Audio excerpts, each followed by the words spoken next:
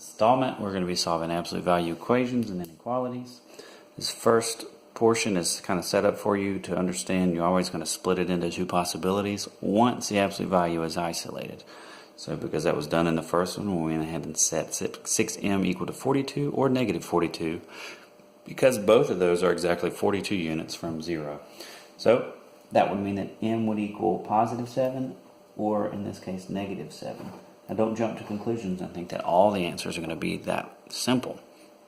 If you take a look at number 2, it's very close to that same stage, so that negative 6x can equal exactly 30, or negative 6x can be negative 30.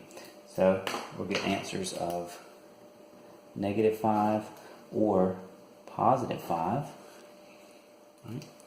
Moving on to the third one.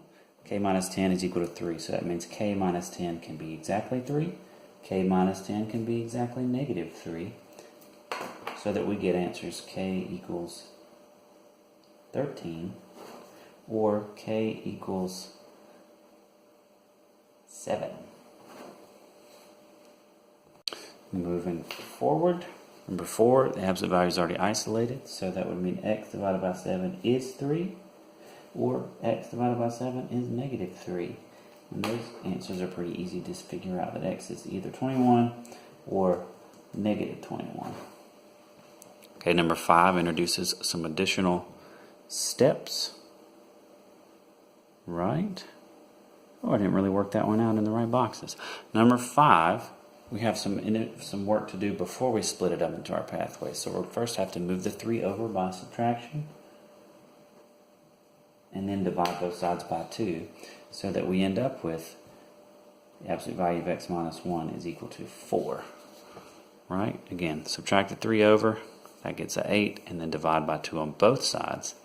So x minus 1 is 4, x minus 1 is negative 4. So we get x equals 5 or x equals negative 3. And this last one requires us to do a little bit of the same, but you notice there's an x on both sides here. So we're going to have, if I do this work a little bit down here, x plus 5 over 4 equals x plus 4. Notice I added the 1 over. So absolute value is still not isolated. I need to get that 4 out of the way by multiplication. So we'll bring it up here, and we'll be left with the absolute value of x plus 5 equals 4x plus 16. So by definition, x plus 5 can either equal this quantity or its opposite. And here's where people kind of run into trouble. What is the opposite of this?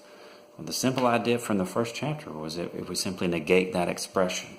So I have x plus 5 is exactly 4x plus 16, or x plus 5 is the opposite of 4x plus 16. And that's how that works. So you solve each of those. We'll get 3x equals negative 9, or x equals negative, well, I'm sorry, that was a negative 11. All right, if you subtract the 16, so negative 11 thirds.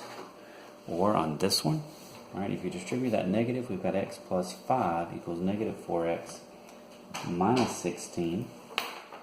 And then we'll get 5x equals negative 21, or x equals negative 21 fifths.